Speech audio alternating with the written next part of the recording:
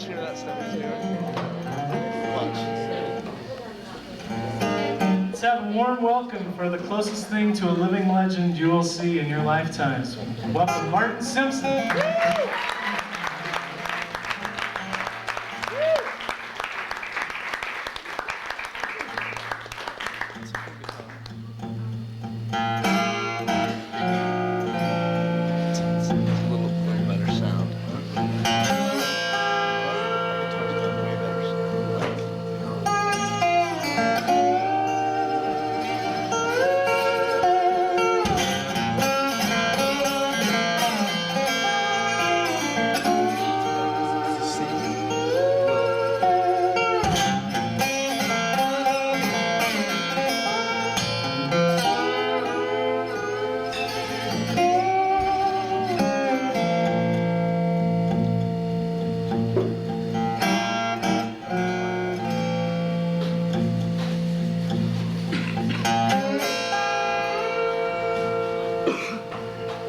I got the wheels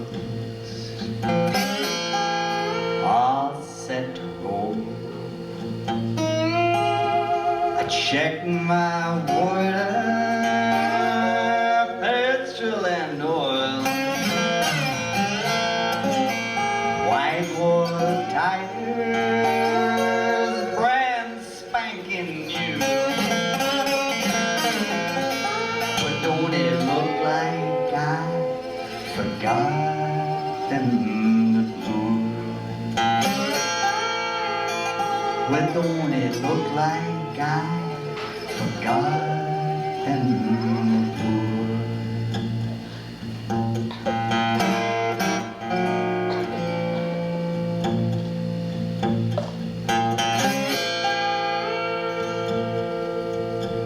Now I got a shirt on my back, and I got a suit that's made to measure. I got a shine on both my shoes. But don't it look like I forgotten the door? Well, don't it look like I forgotten the door?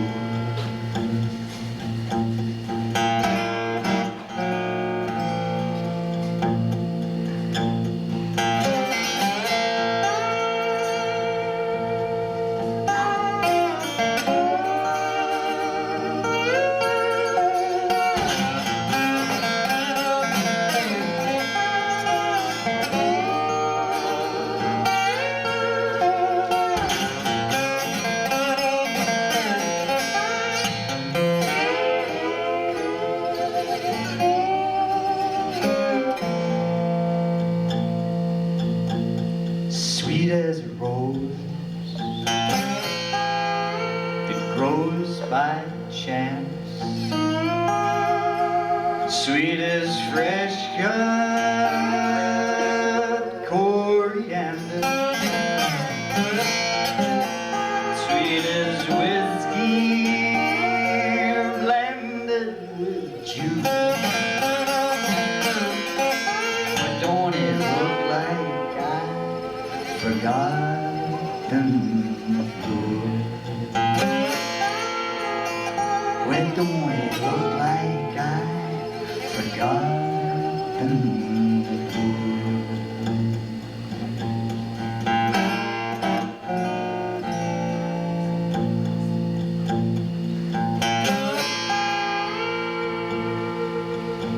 Sharp as a shard, smooth as glass. You watch my tail drag as I cruise past.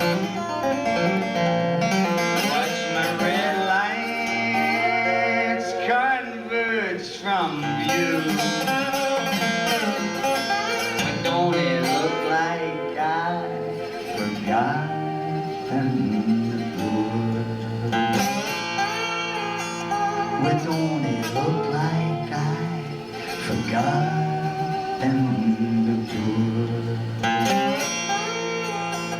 What don't it look like I forgot them?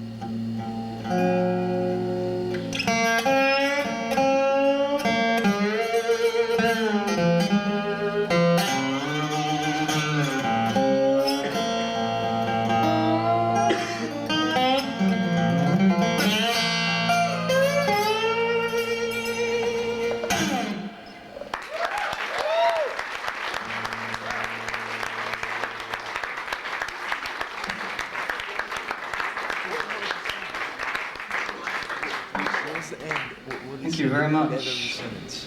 Well, what do you say at the end of every sentence? The chorus. What do you say at the end? I was kind of shocked when I saw that there was a gentleman opening for me whose name was Simpson, because there aren't a lot of us about, and I think you'll agree that the Finnish branch of the Simpson family is a very talented branch. Would you please put your hands together for Kim Simpson?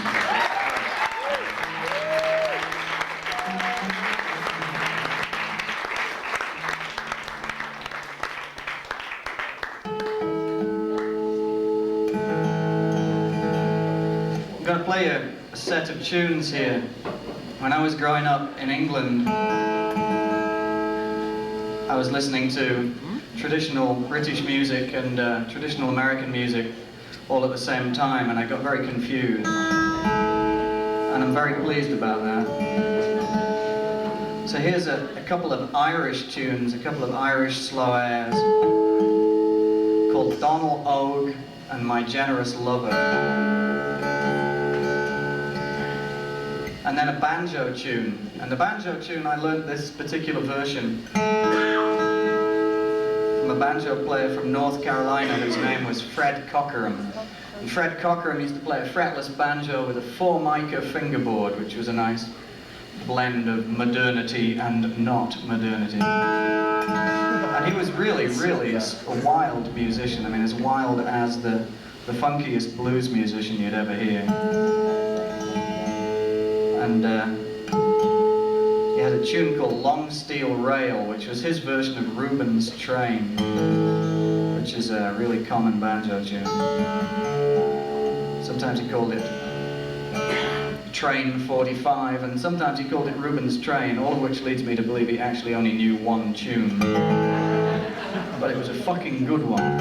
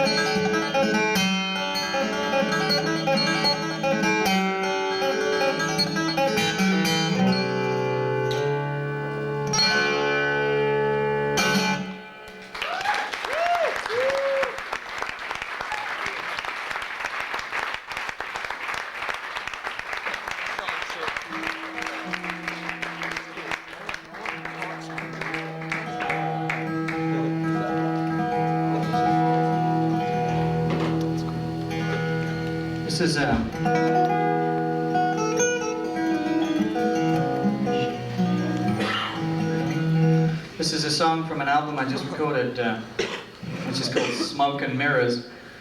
This table right here in the front row contains the mighty Simpson merchandising empire in all its glory. So if you want to buy some CDs, we have a bunch of them here. The latest one is it's not really out yet, but it exists.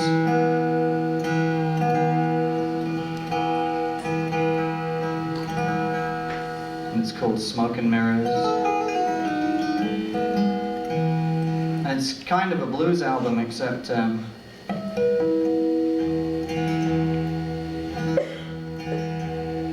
sort of blues in feeling, if not in form, throughout. This song is written by a gentleman from Massachusetts called Bob Franke, and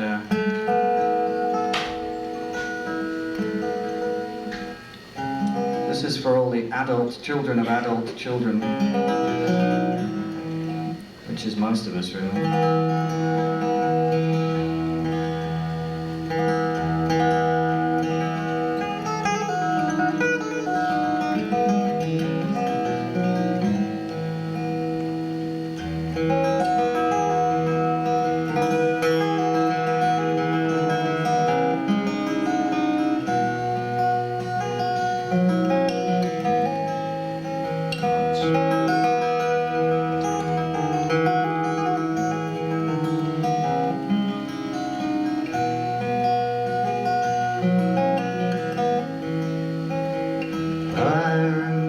Growing up, love, like it was only yesterday.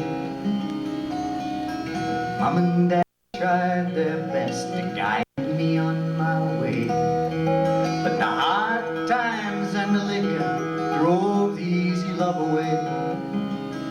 And the only love I knew about was hard love. Oh, it was hard love every hour of the day. When Christmas to my birthday was a million years away, and the fear that came between them, it drove the tears into my play. It was loving Daddy's house, but it was hard love.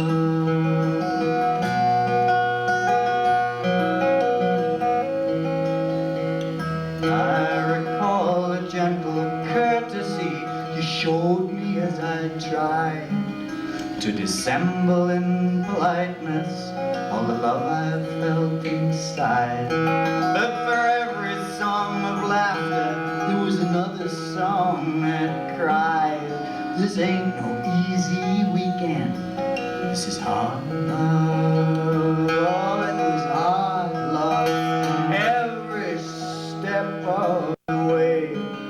It was hard to be so close to you and hard to turn away. But when all the stars and the sentimental songs dissolve today, there'll be nothing left to sing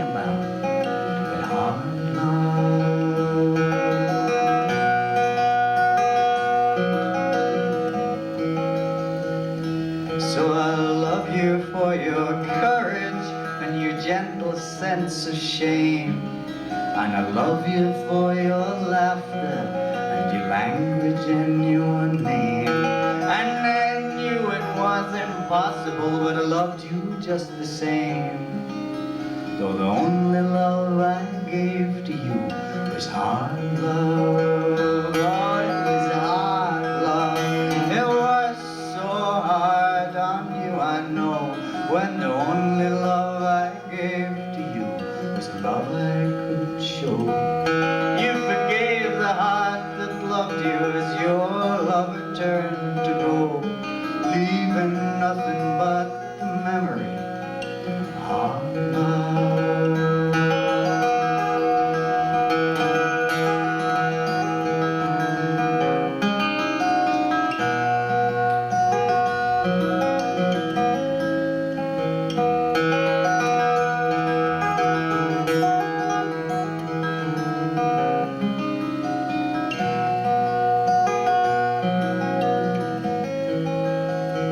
So now I'm standing in this phone booth with $1 and a dime, and I'm wondering what to say to you to ease your troubled mind. For the Lord's cross might redeem us, but our own it just wastes our time.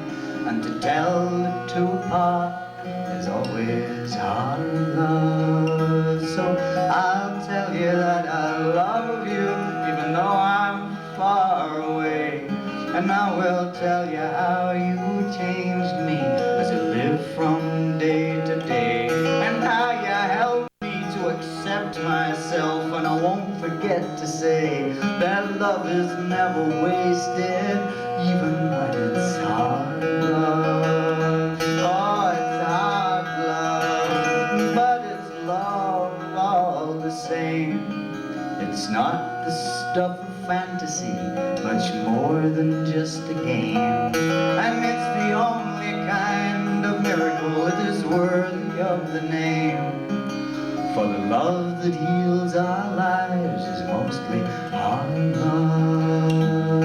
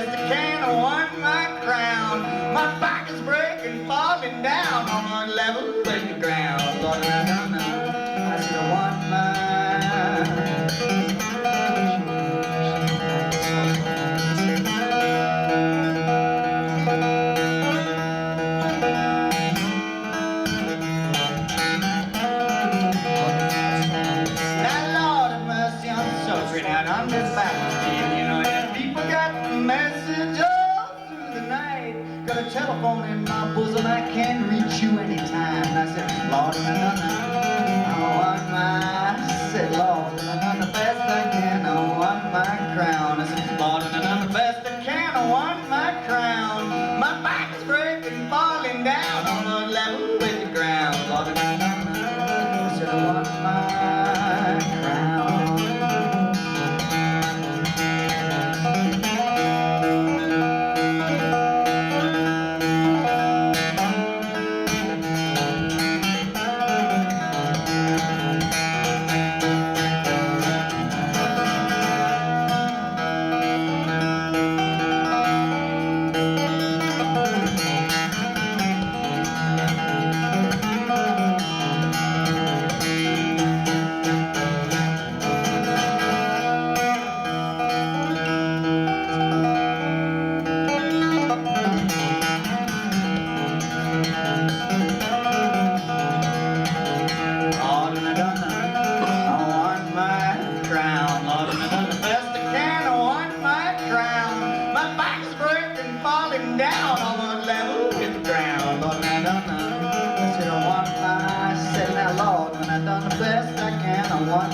crown. I said, Lord, and I done the best I can, I won my crown. My back is breaking, falling down on the level with the ground. Lord, and I done the best I can, I won my crown.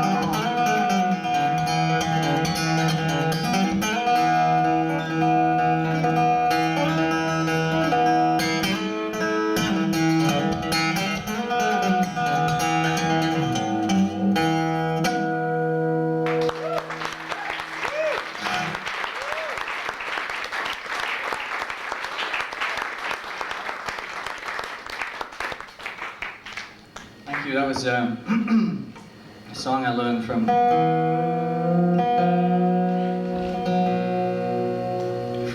Big Joe Williams and his wife Mary. Mary didn't get to record much. Actually, that was it. But it was a wonderful recording career, if brief. This is an English song. It's an English traditional song, and it's a very old song, even as English traditional folk songs go. You can tell this one is old. This predates the American War of Independence, and the American War of Independence, of course, was the war which we, the English, threw in an attempt to get rid of you, the pestilential American colonies, who were like, you know, basically too much hard work and not enough reward. And if you don't think that the English actually threw the War of Independence, I would like to draw your attention to the uniforms we wore. If we'd actually wanted to win that war, would we have worn those stupid red uniforms? I think not. Of course, when England unloaded the USA, it didn't have anywhere to send its undesirables anymore, so it immediately had to act pretty swiftly, and it invented Australia. It's true, it's actually politically exactly what happened. England invented Australia to replace the slave states like Virginia. A friend of mine, a Canadian musician, went to play in Australia recently, and you know, you go through life and you hear these opportunities to deliver the great one-liner, and sometimes you actually get to do it, you know, you get to say that thing that you dream about saying. And this guy was going into Australia to do some gigs, and when you're a musician crossing borders, often you get asked a lot more questions than other people, I suspect. People just don't trust musicians to cross borders without bags of heroin and things like that, which is not really very smart, because we wouldn't last very long if we did that, most of us. So this guy's going into Australia, and the guy beckons him aside at customs and says, "Just a few questions for you, sir. First of all, do you have a criminal record?" And he said, "Well, I wasn't aware it was still necessary to have one to get in."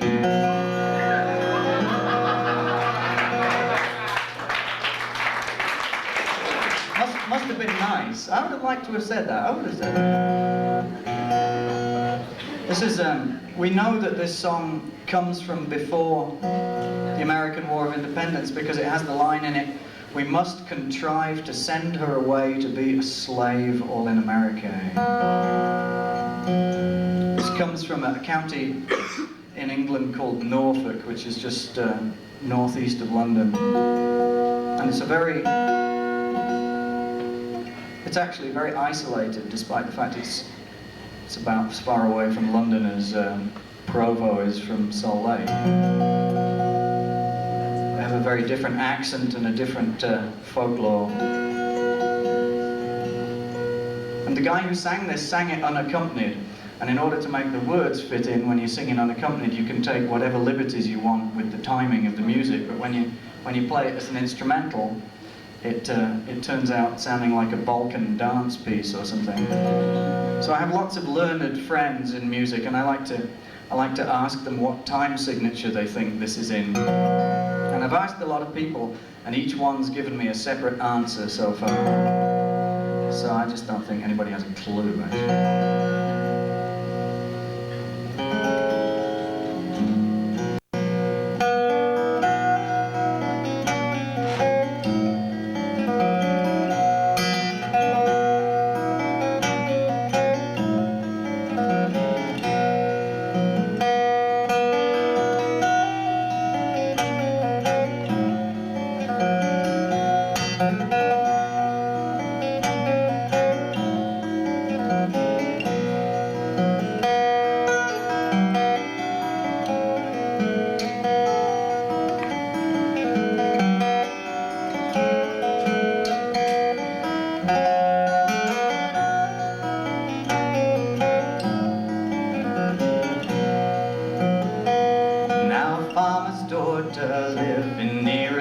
wonderful story you soon shall hear. All off to London she made her way, for she was bound a serving maid to be.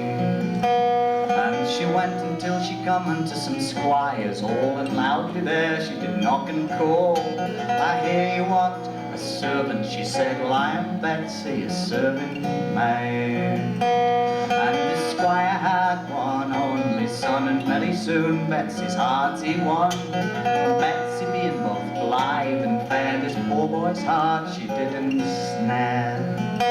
And so on Sunday evening he took his time, and unto Betsy he told his mind. He swore by oaths, he swore by stars above, 'tis you, sweet Betsy, 'tis you I love.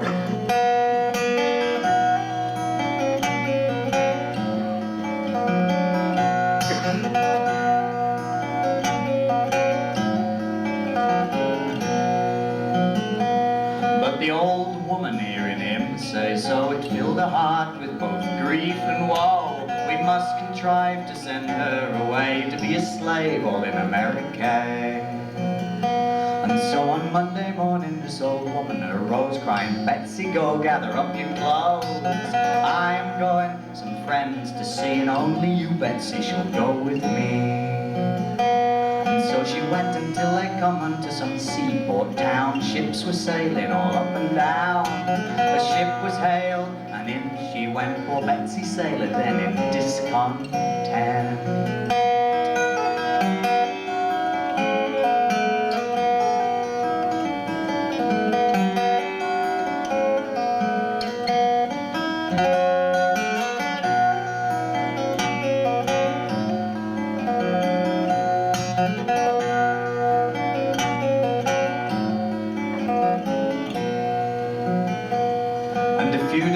This old woman come home, it's welcome home, mother, cried her son.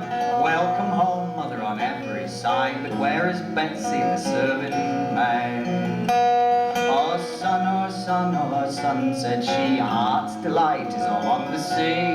For I'd rather see my son lying dead than see him married to a servant maid. But a few days later this poor boy fell sick, so very sad, all in bed was he.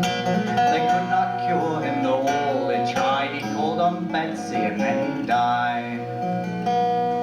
And when she saw her son lying dead, she wrung her hands and she tore her head. If I could see my son rise again, I'd send for Betsy across the main.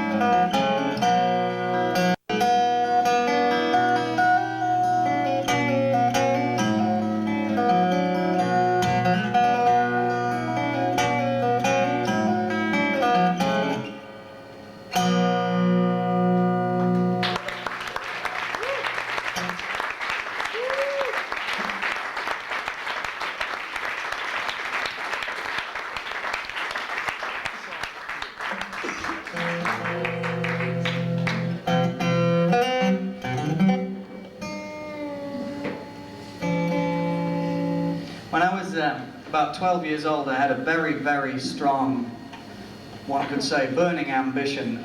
That ambition was, I really, really wanted to be an elderly black man from Mississippi when I grew up. And I never made it. But I'm not remotely bitter about that. I know more now than I knew then.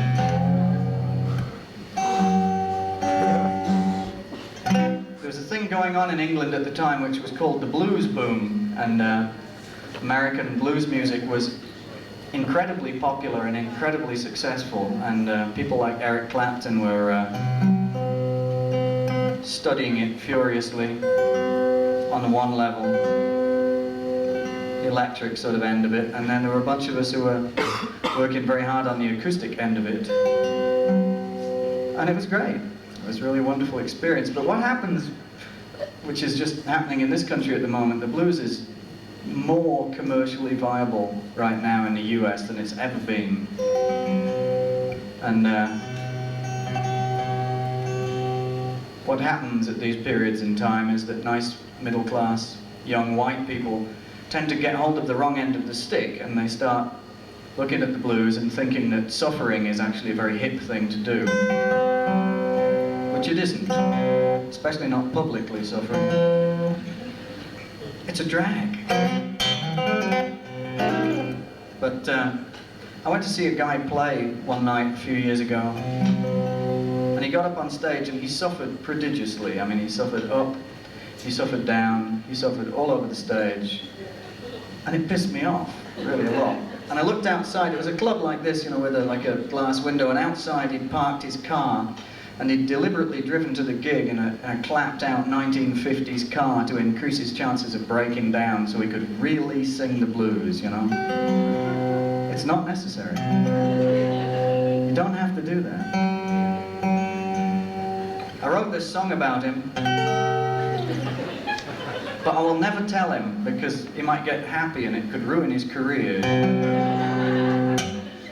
The same Canadian guy that I was telling you about going to Australia, he had a friend who was in a blues band in Canada, and you know, band leaders very often have rules, like you can't use drink and drugs when you're playing in public or on tour. You're not allowed to do that, which is a fairly reasonable rule. But this band leader had a different rule, only one rule.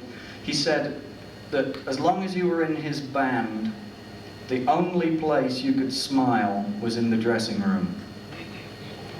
Good rule, that, I think. You can get as fucked up as you want, but just don't let me catch you smiling.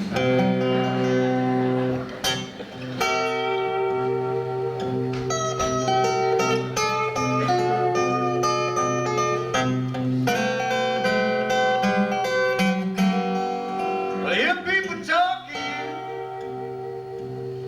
and they live like they love the blues.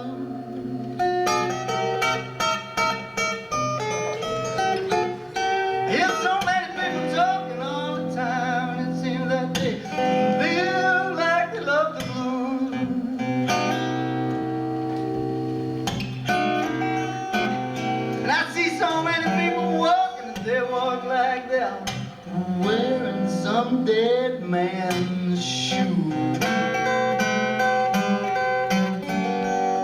And I don't love these blues people, but these blues don't seem to want to leave me alone. And I don't love these blues people, that these blues don't seem to want to leave me alone. Well, in the morning when I'm sleeping, sometimes I hear them come creeping round my happy home.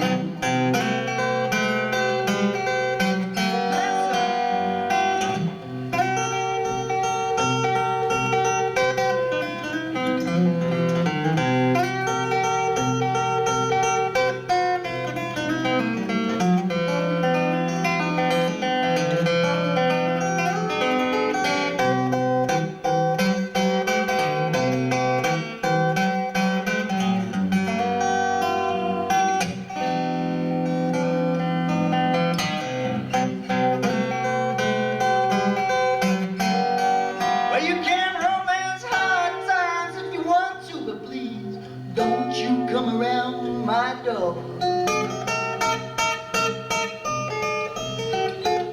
You can romance hard times if you want to, but please don't you come around my door. Because if you romance hard times, people, you know, pretty soon hard times are gonna move in with you. They're gonna leave you poor.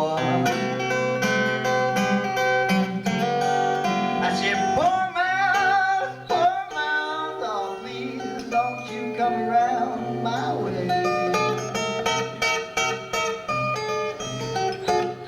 Well, poor mouth, oh, please don't you come around my way. Because if you dance with the devil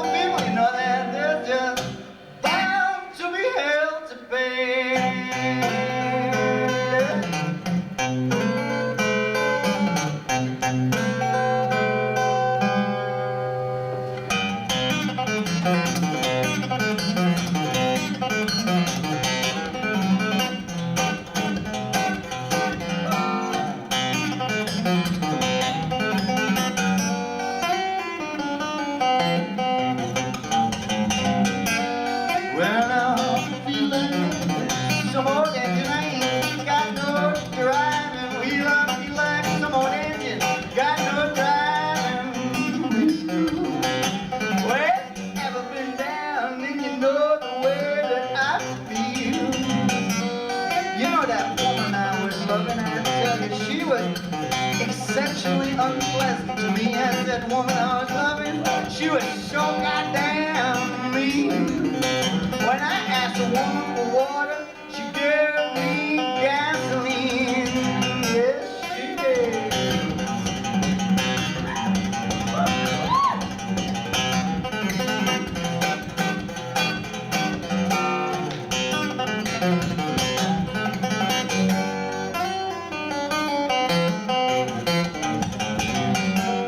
Now my baby left town, you know she left me a mule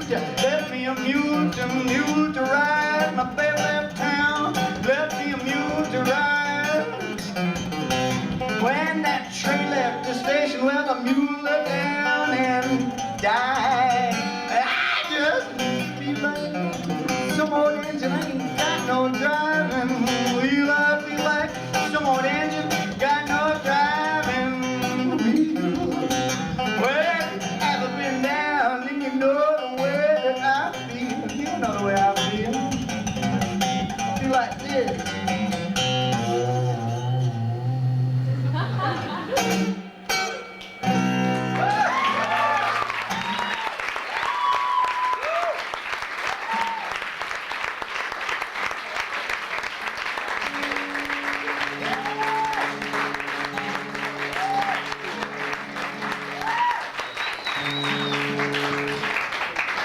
Thank you very much.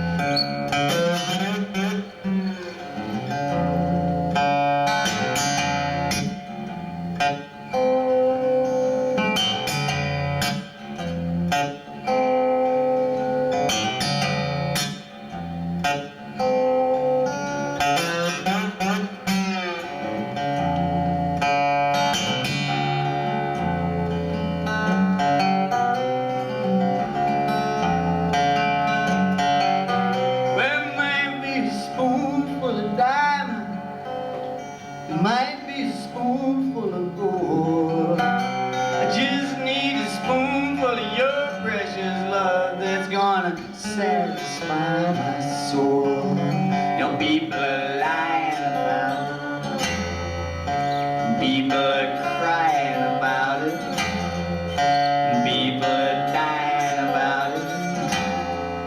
I said everybody crazy about it.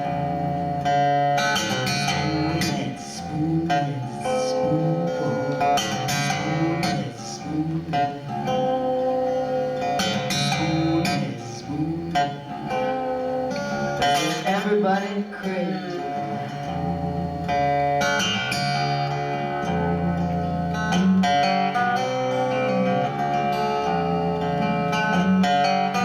Well, it might be a spoonful of coffee, might be a spoonful of tea.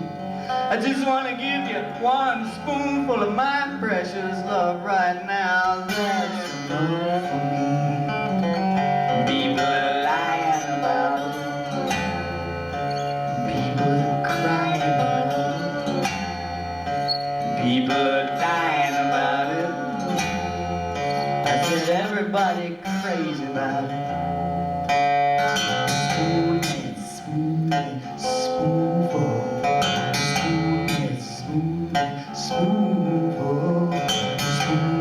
spoonful. I said everybody crazy about it.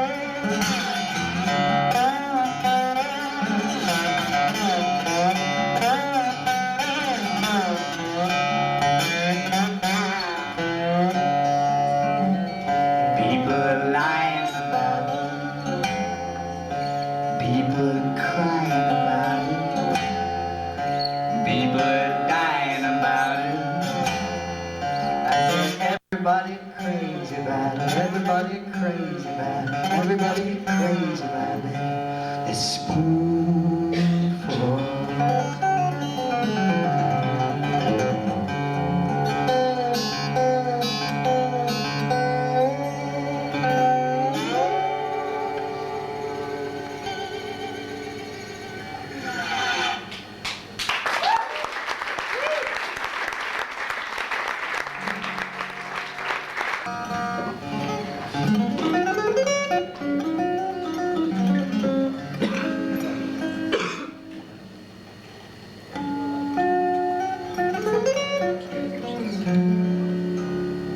These are three tunes. The first one's called Rosie Anderson, and it's a reflection on the British class system. That this first tune, Rosie Anderson, is about a member of the upper classes, so we know all about the protagonists in this song because the upper classes got paid attention to. The second two tunes are Scottish tunes about the working classes, and so we don't really know anything about the people. They just could be imaginary, you know. Rosie Anderson was married to a minor nobleman in the city of Perth in Scotland at the beginning of the 19th century, and she was married to a gentleman called Thomas Hay Marshall. And to all intents and purposes, they were very happily married until onto the scene hove a senior, a major Scottish nobleman whose name was Lord Elgin. Now, Lord Elgin is chiefly historically famous for having gone over to Greece as a British diplomat seen the marbles on the Parthenon and gone, I like those. And he nicked them. He took all the marble friezes off the Parthenon, put them on a ship and sent them back to England, where they reside to this day under the name of the Elgin Marbles, much to the intense off-pissment of the Greeks, who want them back, you know, and who can blame them? But they're unlikely to get them back. So Lord Elgin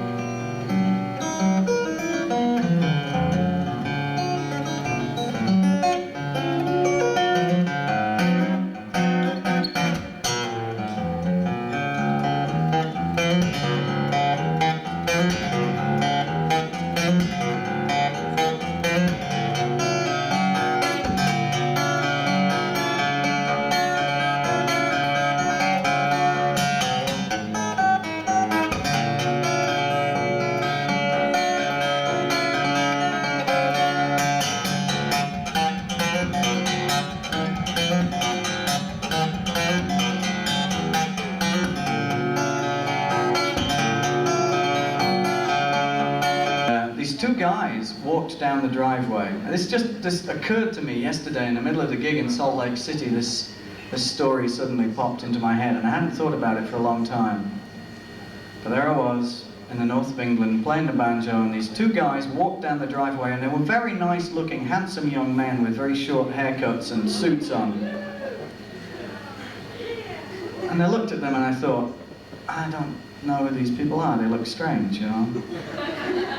And I went to the door and opened the door, and these guys spoke in an American accent. I mean, I nearly died, you know, because I'd grown up listening to rock and roll and old-timey music and blues, and I thought, damn, here's two Americans on my doorstep. So I invited them in and sat them.